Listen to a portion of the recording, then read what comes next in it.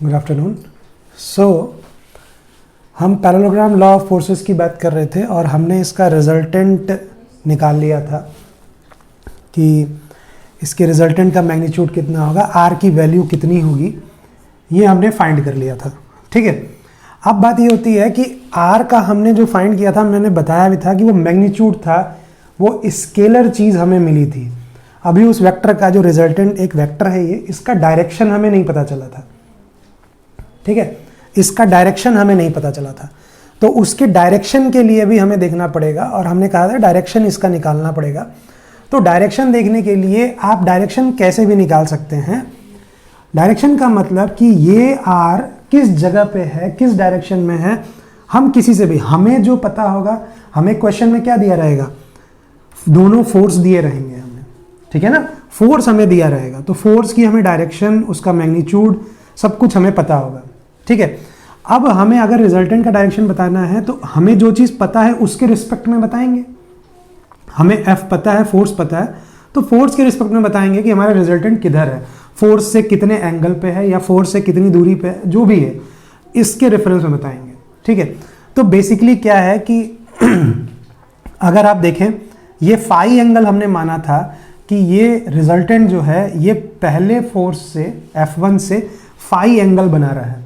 ठीक है, दोनों फोर्स के बीच में तो थीटा एंगल था, वो सब हमने प्रूफ में यूज़ किया था, आपको याद होगा। ठीक है ना, ये परपेंडिकुलर ड्रॉप किया था हमने, इसको एक्सटेंड करके साइड को। पैरेललोग्राम आपका OABC है। ठीक है, तो इसमें ध्यान देना है कि ये एंगल अगर हमें पता चल जाए फाई, तो हम आसानी से बता देंगे कि भाई हमारा रिजल्टेंट इतने डिग्री एंगल पे F1 से इतने डिग्री एंगल पे आएगा। और अगर हमें वो पता है तो टोटल थीटा में से इसको माइनस कर देंगे, तो हमें ये भी पता चलेगा कि F2 से वो कितना एंगल बना रहा है। तो बात एक ही है, तो मेनली हमें ये फाई निकालना है। किस लिए निकालना है? आर की डायरेक्शन बताने के लिए। देखिए एग्जाम में भी जब आएगा तो आप जल्दी जल्दी में, बहुत बार ऐसा बच्चे ये मिस्टेक करते हैं कि क्वेश्चन आया कि find the resultant of these two concurrent forces, और आप क्या करते हैं कि आर का फॉर्मूला लिखते हैं कि R is equal to under root F1 square plus F2 square plus 2F1 F2 cos theta. ठीक, और आपने फटाफट सारी वैल्यूज रखी, धाड़ से आंसर दे दिया, काम खत्म। न्यूमेरिकल क्वेश्चन आया, आपने आंसर दे दिया, काम आपके दिमाग में ही नहीं आया कि अरे भाई ये डायरेक्शन बताना जरूरी है, because it is a vector quantity, और जो आप निकालते हैं वो उसका स्केलर मैग्नीट्यूड आता है, मतलब आर कितना ज़्यादा होगा, मतलब आर 20 न्यूटन आएगा, 30 न्यूटन आएगा, 40 न्यूटन आएगा, ये बताएगा ये वाला फॉर्मूला। ये सिर्फ इतना ही बताएगा कि 20 न्यूटन होगा, 40 न्यूटन होगा, 100 न्यूटन होगा, कितना कैलकुलेशन में। ये कहीं भी ये आपको नहीं बता रहा है कि ये आर किधर की तरफ लगेगा, ये आर इधर लगेगा, ये आर इधर लगेगा, ये आर नीचे चला जाएगा, कुछ भी नहीं पता, या फोर्स की डायरेक्शन में लगने लगेगा। इस इंफॉर्मेशन के बारे में हमें इस फॉर्मूले से कुछ नहीं पता, क्योंकि ये सिर्फ स्केलर चीज़ देता है। कल भी हमने लास्ट लेक्चर में हमने ये बात की थी। ठीक है, तो अब ये हमें देखना है कि जब भी हम क्वेश्चन करें तो ये ध्यान रहे कि हमें डायरेक्शन भी बतानी है। ठीक है, अब वो डायरेक्शन हम इस फाई एंगल को हमें निकालना है। ठीक है, अब हमें देखना है कि कैसे वो निकलेगा। तो फिर हमें करना कुछ नहीं है, हमें वही जो ट्रायंगल कल हम यूज़ कर रहे थे, बार बार जो ट्रायंगल हम कल यूज़ कर रहे थे, OBD ट्रायंगल। देखिए ये OBC ट्रायंगल हम नहीं यूज़ कर सकते, because it is not a right angle triangle, जहाँ सारी ट्रिग्नोमेट्रिक रेशियोज इजीली नहीं लग पाएंगी। तो हम राइट एंगल ट्रायंगल लेंगे जहाँ हम ट्रिग्नोमेट्री को आसानी से लगा सकते हैं, कोई दिक्कत नहीं आती है। तो हमने लिया OBD। अब OBD में जब आप सोचेंगे कि ये थीटा निकालने के लिए हम कौन सा ट्रिग्नोमेट्रिक रेशियो यूज़ करें, तो क्या होगा, करने का आप कोई भी यूज़ कर सकते हैं, बट जिससे डायरेक्टली आंसर जल्दी आए वो यूज़ करना ज़्यादा बेटर है। दिमाग लगाइए कि tan फाई, पहली चीज़ तो ये अपना शॉर्टकट पहले ही रफ पे बना लीजिए। ठीक है, अब आपको देखिए कि आपको पता क्या है इस ट्रायंगल में, तीनों साइड्स में पता कौन कौन सा है। इस ट्रिग्नोमेट्रिक रेशियो बनाना, रेशियो साइड का ही होगा कुछ ना कुछ, तो कौन सी साइड आपको पता है। देखिए एक तो ये आपको पता है, क्योंकि अभी जब प्रूफ किया था हमने तो हमने निकाला था ये वाली साइड, और ये भी निकाला था, और ये तो हमको पता ही है, मतलब ट्रायंगल की ये साइड और ये साइड हमें पता है। हमें ये भी पता है, बट ये अननोन है क्वेश्चन में ही, तो अननोन से हम जनरल फॉर्मूला नहीं बनाते हैं। ठीक है, क्योंकि रिजल्टेंट ही निकाले, क्वेश्चन में आपसे रिजल्टेंट ही पूछेगा, और फार्मूला ही इसी से बना दे तो दिक्कत हो जाएगी, ठीक है ना। तो फॉर्मूला में ये तो हमें अभी नहीं पता है, हमें जो गिवन के हिसाब से है वो ये, और ये हमें लगभग पता है। तो हम क्या करते हैं, अब देखें कि परपेंडिकुलर और बेस से लेके, परपेंडिकुलर और बेस से लेके कौन सा ट्रिग्नोमेट्रिक रेशियो बन रहा है, एक ही यही है। तो हम tan थीटा बनाएंगे। तो tan थीटा नहीं लेना, फाई लेना है, ध्यान रखिएगा। tan फाई, एंगल पे ध्यान रखिएगा, यहाँ थीटा है, ये फाई है, बहुत ही बारीकी से यहाँ ध्यान देना है। बहुत जल्दी में हम इसको tan थीटा कर देते हैं, सारा काम गड़बड़ हो जाएगा, ठीक है। tan phi is equal to क्या होगा, परपेंडिकुलर अपॉन बेस। तो फाई के सामने वाला जो भी एंगल दिया रहता है, उस एंगल के जो सामने वाली साइड होती है वही हमेशा परपेंडिकुलर मानी जाती है, लंबवत मानी जाती है, ठीक है। तो ये वाली साइड परपेंडिकुलर हो गई, बी डी अपॉन बेस क्या है ओ डी, बात समझ में आई। तो ये हो जाएगा B D upon O C plus C D, ठीक है। अब बी डी जो है, बी डी आपने निकाला था, क्या निकाला था, देखिए बी डी याद कीजिए, जब हम ये प्रूफ कर रहे थे तो हमने बी डी निकाला था, दैट इज ये वाला क्या होगा, F2 के बराबर ही होगा, पैरेललोग्राम है F2। तो ये हमने निकाला था F2 साइन थीटा, और ये CD निकाला था F2 कॉस थीटा, याद रखिएगा। तो BD की जगह हम लिख सकते हैं F2 sine theta upon OC की जगह क्या लिख सकते हैं, देखिए OC क्या है F1, तो F1 प्लस CD की जगह F2 कॉस थीटा, ठीक है ना। तो tan फाई का फॉर्मूला क्या आ गया, F2 sine theta upon F1 plus F2 cos theta. अब देखिए इसमें F1 भी आपको दिया हुआ है, F2 भी दिया हुआ है, थीटा भी आपको दिया हुआ है, दोनों फोर्स के बीच का एंगल क्या है क्वेश्चन में ये दिया हुआ है, और इसी से हमने फॉर्मूला में सारी चीजें हमें पता है, हम आराम से tan फाई पता कर लेंगे कि ये रिजल्टेंट कितने एंगल पे है F1 से। और निकालने का मतलब tan फाई से यहाँ से फाई भी निकाला जाता है, और फाई होगा तो tan को उधर ट्रांसफर करेंगे तो इनवर्स ट्रिग्नोमेट्री, tan इनवर्स बनेगा उधर जाके, तो tan inverse F2 sine theta upon F1 plus F2 cos theta, ये आपका बन गया फाई, एंगल आपको पता चल गया। तो पूरा न्यूमेरिकल यहाँ आके सॉल्व होगा। अगर आपको फोर्सेस दिए हुए तो आप इस फॉर्मूले से पहले रिजल्टेंट निकालेंगे, और रिजल्टेंट निकालने के बाद tan फाई से फाई भी निकालेंगे, और फाई जैसे ही आप कैलकुलेटर में इसको कैलकुलेट कीजिए, F2 की वैल्यू रखिए, साइन थीटा की वैल्यू रखिए, कॉस थीटा की वैल्यू रखिए, F1 F2 की वैल्यू रखिए, tan इनवर्स निकालिए, ठीक है। तो अब जब आप ये सारी वैल्यू रखेंगे और कैलकुलेटर में tan इनवर्स वो वैल्यू लिखेंगे तो आपको फाई पता चल जाएगा कि कितना एंगल आया। तो आप बता देंगे कि इतने एंगल पे F1 से, ध्यान रखिएगा कि कहाँ से आप फाई ले रहे हैं, जिस तरीके से आप प्रूफ में चले हैं उसी तरीके से आपको देखना पड़ेगा। ये बड़ा ध्यान रखने वाली चीज़ है, एंगल कैसे लिया था, ठीक है। दूसरी चीज़ आप ये देख रहे हैं कि थीटा अंदर है, ये सारी गिवन चीज़ें हैं, ये हमें निकालनी है, ठीक है। तो इस बात का ज़रूर ध्यान रखिएगा, गलती मत कीजिएगा इसमें। और इसको याद करने का एक तरीका होता है कि जिस फाई से जो एंगल आप ले रहे हैं वो जिस फोर्स से लगा होता है, ठीक है, जो फाई आप ले रहे हैं वो जिस फोर्स से आप एंगल नाप रहे हैं वो फोर्स के साथ कोई भी ट्रिग्नोमेट्रिक रेशियो नहीं बनेगा, नहीं बनता है। बस यही याद करने का तरीका है। तो अगर आपको पता चले कि F1 के साथ कोई भी ट्रिग्नोमेट्रिक रेशियो नहीं लगेगा, क्योंकि ये फाई से हम F1 से ही इसका एंगल देख रहे हैं रिजल्टेंट का। तो फॉर्मूला जब याद करने पाएंगे तो आपको याद आएगा कि tan फाई, अच्छा F1 इससे लगा हुआ है तो F1 के साथ कोई टर्म नहीं आएगा, और ऊपर एक ही टर्म होता है तो F1 नहीं आएगा तो F2 आएगा, और tan लिख रहे हैं तो साइन अपॉन कॉस ही होता है, तो एक हो गया sine theta, F2 sine theta, और F1 के साथ कुछ नहीं आता तो F1 आ गया, क्योंकि F1 के साथ कोई भी ट्रिग्नोमेट्रिक रेशियो नहीं लगेगा, F1 प्लस और साइन आ चुका है तो अब कॉस आएगा। तो फॉर्मूला याद रखने के लिए, कि जैसे एग्जाम में आपको डायरेक्टली आया तो याद रखने के लिए आपको ये फॉर्मूला ऐसे याद करना है। तो याद रखना है कि जिससे भी एंगल आप नाप रहे हैं उसके साथ कोई भी ट्रिग्नोमेट्रिक आइडेंटिटी या ट्रिग्नोमेट्रिक रेशियो उसके साथ नहीं मल्टीप्लाई होगा, वो अकेले रहेगा F1। देखिए F1 से नाप रहे हैं तो F1 के साथ कोई साइन कॉस टेन नहीं लगा हुआ है, बस ये याद रखना, उसके बाद पूरा फॉर्मूला आपको याद आ जाएगा क्योंकि देखा हुआ है।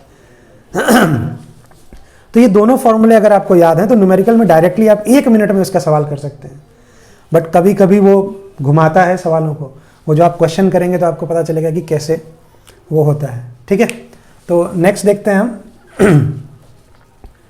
नेक्स्ट देखते हैं, तो ये पैरेललोग्राम लॉ था, स्टेट एंड प्रूफ पूरा ही, इसको ध्यान रखिएगा कि कैसे करना है। ठीक है,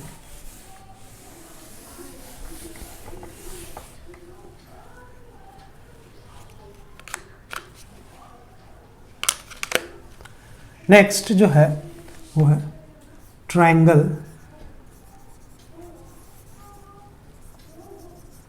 law of force addition.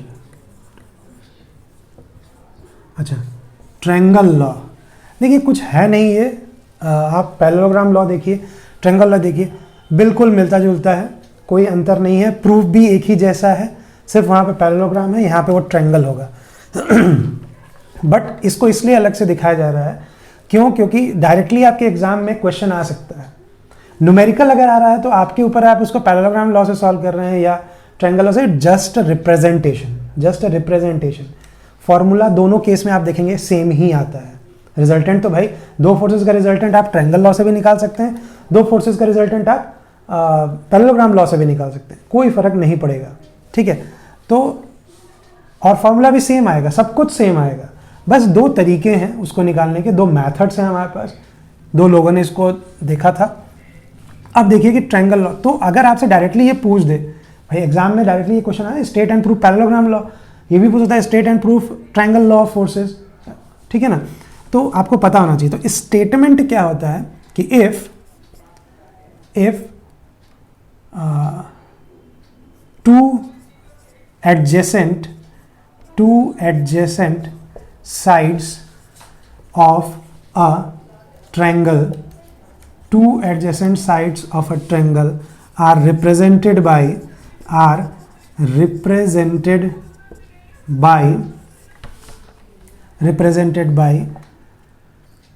two forces in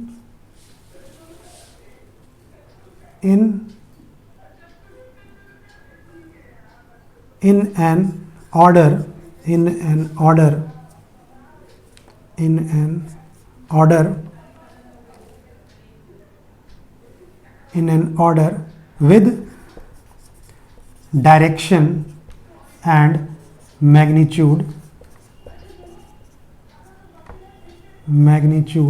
then the third side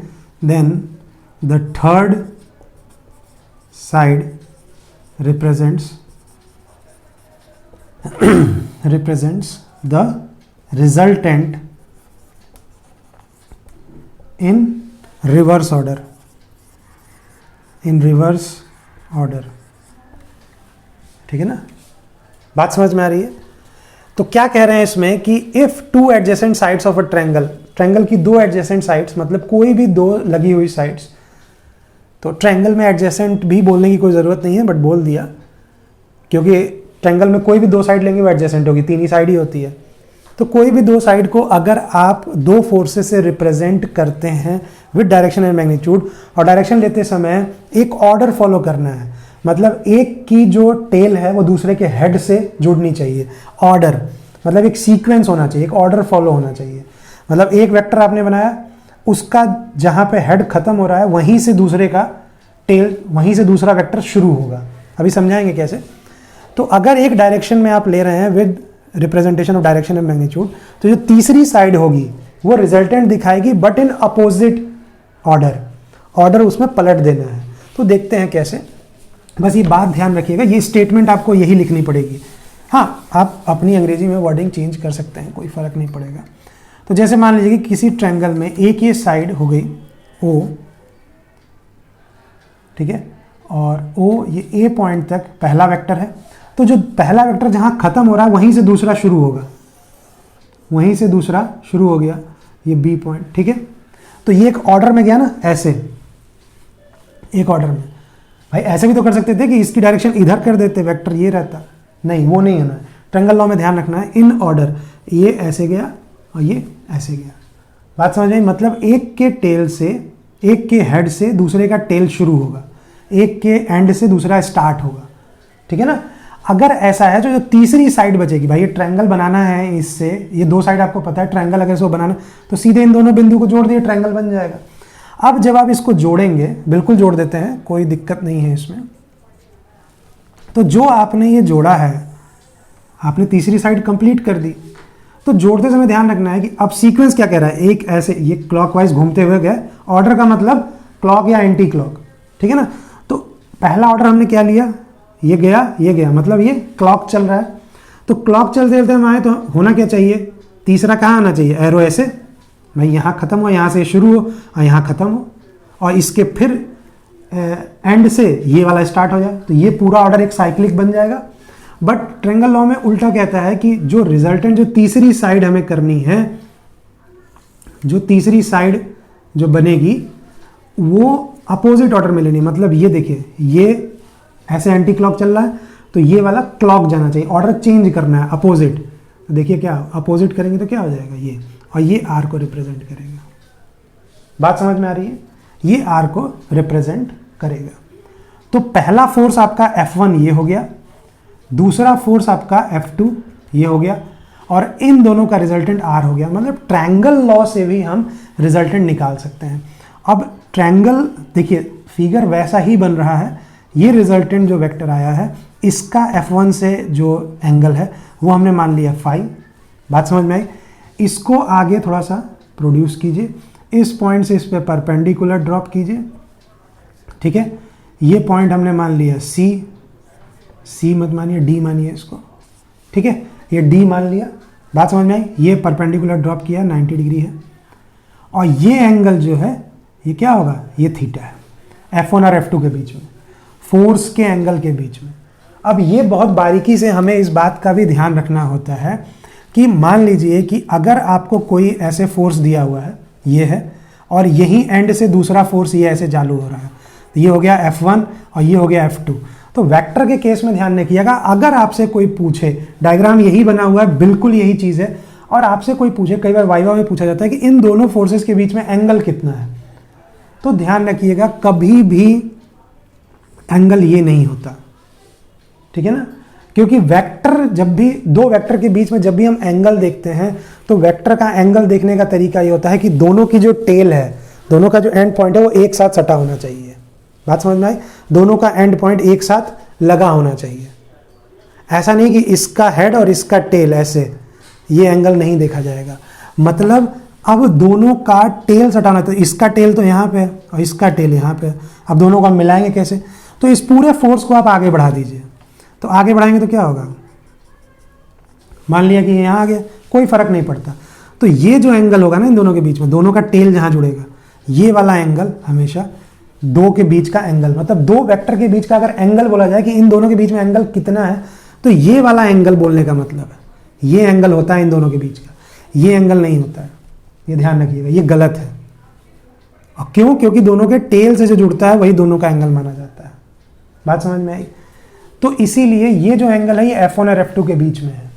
अब अगर आप ऑब्जर्व करें इस फिगर को, और अगर इसके पैरेलल यहां से एक लाइन खींचें ऐसे, ठीक है, इसके पैरेलल, और इसके पैरेलल यहां से एक लाइन खींचें, देख रहे हैं आप कि ये फिर से वही पुराना वाला हमारा पैरेललोग्राम बन गया। तो वही मैं कह रहा था कि कोई अंतर नहीं है इसमें, बस ये है कि अगर आपसे पूछ दिया गया अलग से तो आप ट्रायंगल लॉ में पैरेललोग्राम नहीं बताएंगे ना, आपको तो ट्रायंगल लॉ बनाना पड़ेगा, ठीक है। तो ये बात ध्यान रखिएगा उसमें।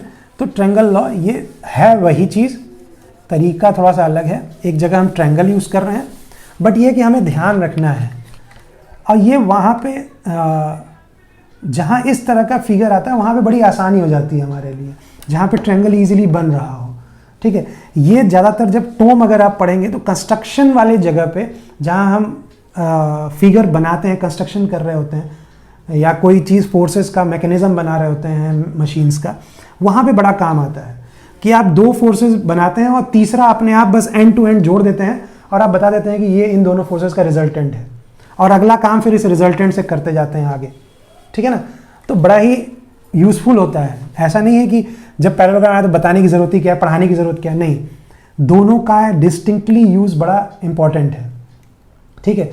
ऐसी ज़रूरत पड़ती है जहाँ पे सिर्फ हम पैरेललोग्राम लॉ से ज़्यादा तेज़ी से काम कर सकते हैं, और ऐसी जगह ज़रूरत पड़ती है जहाँ हम ट्रायंगल लॉ से ज़्यादा अच्छा काम कर सकते हैं, ठीक है। तो वो डिपेंड करता है किस समय पे हमें क्या यूज़ करना है। अब देखिए प्रूफ बिल्कुल वैसा ही है जैसे पिछला वाला था, ठीक है। यहाँ पे भी हमें निकालना क्या है, हमें रिजल्टेंट निकालना है। तो फिर से हम पाइथागोरस थ्योरम इस राइट एंगल ट्रायंगल में लगाएंगे। कौन सा? OBD में, राइट एंगल ट्रायंगल OBD, ठीक है। OBD राइट एंगल ट्रायंगल में हम फिर से वही लगाएंगे और हमारा पाइथागोरस थ्योरम लगेगा। तो R square is equal to this square plus this square, hypotenuse का, ठीक है। तो BD square plus OD square. अब BD स्क्वायर प्लस OD कितना है? OA plus AD whole square, ठीक। अब आपको BD भी नहीं पता है, OA आपको पता है बस, तो BD नहीं पता है और AD नहीं पता है। इसको निकालने के लिए फिर पिछले वाले में जैसे आपने किया था, तो आपको मान लीजिए पहले BD निकालना है। तो BD निकालने के लिए, और आपको पता क्या है, ये F2 पता है, इस ट्रायंगल में छोटे वाले में BD निकालना है और आपको ये पता है। तो थीटा के सामने वाला ये परपेंडिकुलर, फिर वो बना लेते हैं, sorry,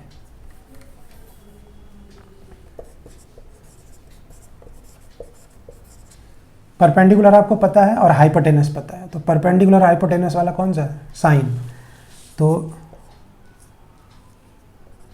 sign theta is equal to BD upon AB, BD upon AB। तो यहाँ से BD क्या आ जाएगा, हमें BD फाइंड करना है ना, AB साइन थीटा, ठीक है, साइन थीटा बनेगा। और AB क्या है? F2 है, तो F2 साइन थीटा। ये तो आपको पता भी था। ऐसे ही दूसरा निकालना है हमें, कौन सा? AD निकालना है। तो कॉस थीटा बनेगा। कॉस थीटा क्या होगा? Base upon hypotenuse, AD upon AB। तो यहाँ से AD कितना आ जाएगा? AB कॉस थीटा, और AB कितना है? F2 के बराबर है, तो F2 कॉस थीटा, ठीक है। तो AD F2 कॉस थीटा आ गया, AB सारी वैल्यूज इस वाले इक्वेशन में रख देंगे। देखिए, तो R square is equal to BD की जगह F2 साइन थीटा स्क्वायर है, तो F2 square sine square theta plus, अब OA AD, OA कितना है? F1, OA कितना है? F1 plus F2 cos theta, F2 cos theta का होल स्क्वायर। अब ये स्क्वायर तोड़ें, ठीक है, ये स्क्वायर तोड़ें तो क्या आ जाएगा? F2 square sine square theta plus F1 square plus B square इसका F2 square cos square theta plus 2F1 F2 cos theta, यही तो होगा।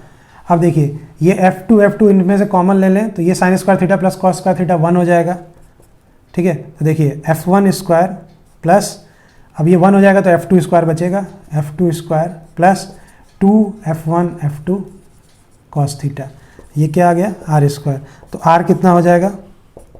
मैग्नीट्यूड ही आ रहा है, फिर से बता रहे हैं, under root F1 square plus F2 square plus 2F1 F2 cos theta. देखिए फॉर्मूला वही आएगा, चाहे आप ट्रायंगल लॉ लगाएं या पैरेललोग्राम लॉ ऑफ फोर्सेस लगाएं, फॉर्मूला वही आ रहा है रिजल्टेंट का, ठीक है।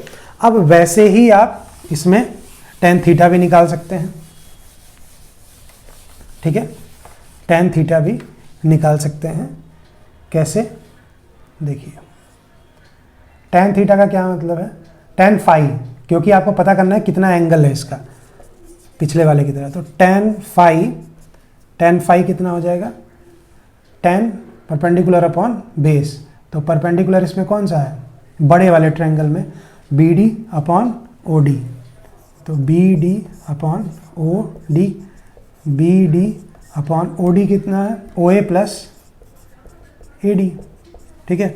अब बी डी कितना है, बी डी हमने अभी निकाला था F2 sine theta upon O A कितना है F1 देखिए, प्लस ए डी कितना निकाला था F2 कॉस थीटा, तो यहाँ से tan फाई भी आ गया, वही चीज़ सेम। तो ट्रायंगल लॉ यूज़ करें या आप पैरेललोग्राम लॉ फोर्सेस यूज़ करें, दोनों में रिजल्ट सेम आता है।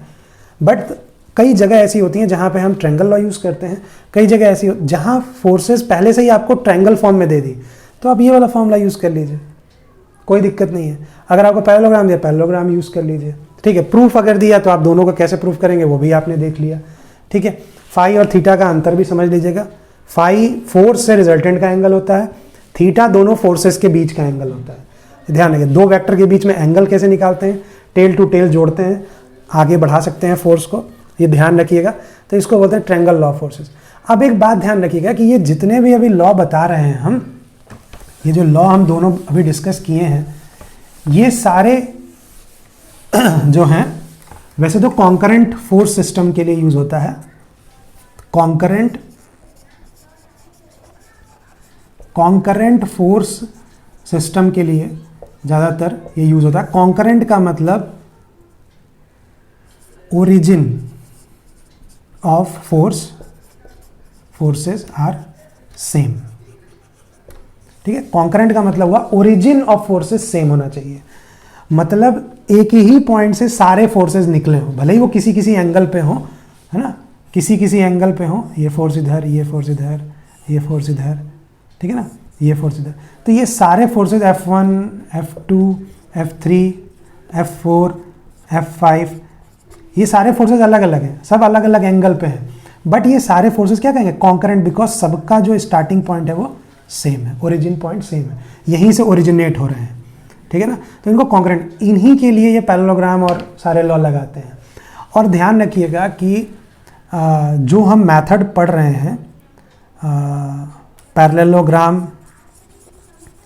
पैरेललोग्राम, ट्रायंगल, या अभी एक और पढ़ेंगे पॉलीगन, ठीक है ना, ये सब जो मेथड हैं ये ग्राफिकल मेथड है। ग्राफिकल मेथड का मतलब हम ड्राइंग बना के फोर्सेस को एक स्केलिंग करके उसका एक मैग्नीट्यूड लेके एक ड्राइंग बना के हम उसका रिजल्टेंट फाइंड करते हैं। ग्राफिकल मेथड है, हम ड्रॉ करते हैं ड्राइंग, ठीक है। और इसके अलावा एक और मेथड हमने जो पहले पढ़ा था वो होता है, जो हमने पहले पढ़ा था उसको हम बोलते हैं एनालिटिकल मेथड, ठीक है ना, जिसमें हम गणित का इस्तेमाल करते हैं, ठीक है। तो वो एनालिटिकल मेथड अलग होता है, जिसमें हम यूज़ किया था रिजोल्यूशन, जो रिजोल्यूशन यूज़ किया था ना वो एनालिटिकल मेथड था। मतलब अगर इसी क्वेश्चन को हमें इनसे करना हो, ट्रायंगल लॉ या पॉलीगन लॉ या पैरेललोग्राम, तो तरीका है हमारे पास करने का। देखिए अब ये दो से ज़्यादा फोर्सेस हैं तो हम ये पैरेललोग्राम और ट्रायंगल ना लगा के हम पॉलीगन लगाते हैं, और पॉलीगन लॉ से भी ये ड्रॉ हो जाएगा, एक के बाद एक अभी बताते हैं कैसे। तो पॉलीगन लॉ से हम इसको सॉल्व कर सकते हैं, वो ग्राफिकल मेथड होगा। बट अगर हमको इसको एनालिटिकल मेथड से, गणित के इस्तेमाल से सिर्फ सॉल्व करना है, तो हम क्या करेंगे, रिजोल्यूशन करेंगे। मतलब एक एक्स एक्सिस मान लेंगे और एक वाई एक्सिस मान लेंगे।